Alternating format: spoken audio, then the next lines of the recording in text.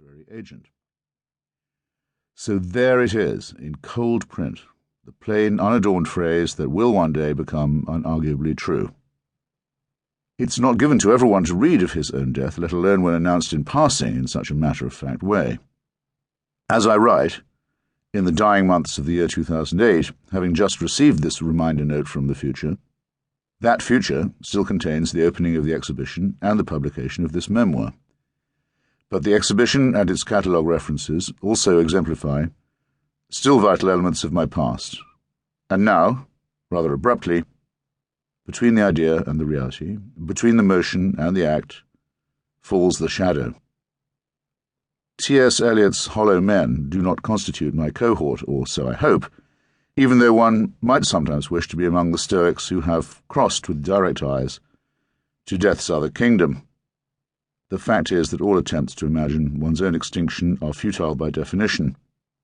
One can only picture the banal aspects of this event, not in my case the mourners at the funeral, again excluded by the very rules of the game itself, but the steady thunk of emails into my inbox on the day of my demise, and the way in which my terrestrial mailbox will also become congested, until somebody does something to arrest the robotic electronic stupidity, or until failure to pay up leads to an abrupt cancellation of the bills and checks and solicitations, none of them ever in my lifetime arriving in the right proportions on the right day.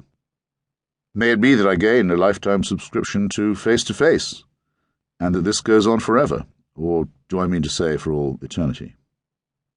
The director of the National Portrait Gallery, the excellent Sandy Nairn, has written me an anguished letter in which he not only apologises for having me killed off, but tries to offer both explanation and restitution. The display, he writes, also includes a photograph of Pat Kavanagh with Kingsley Amis. A last-minute change was made to the text, and instead of it reading "the late Pat Kavanagh," it refers to yourself.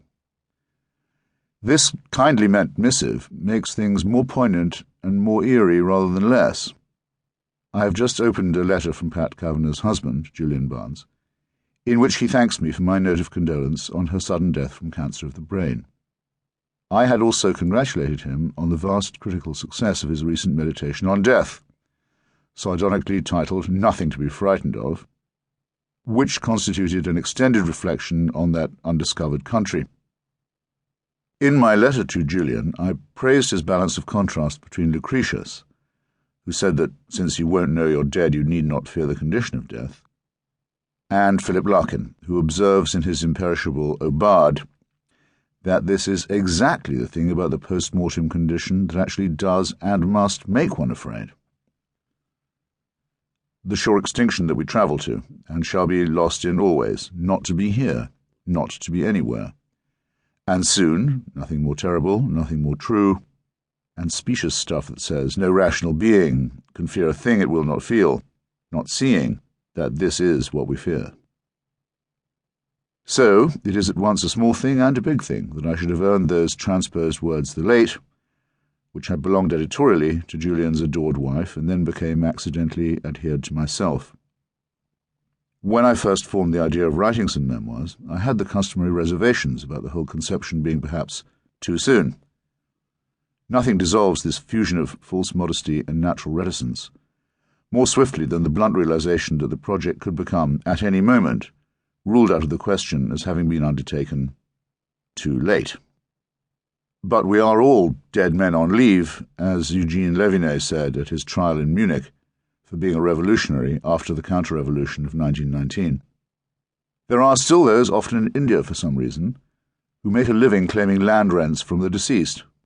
From Gogol to Google, if one now looks up the sodality of those who've lived to read of their own demise, one strikes across the relatively good cheer of Mark Twain, who famously declared the report to be an exaggeration, to Ernest Hemingway, whose biographer tells us that he read the obituaries every morning with a glass of champagne, eventually wearing out the cheery novelty of this and unshipping his shotgun, to the black nationalist Marcus Garvey, who, according to some reports, was felled by a stroke while reading his own death notice.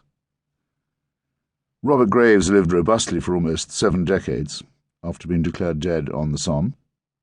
Bob Hope was twice pronounced deceased by the news media. On the second occasion I was called by some network to confirm.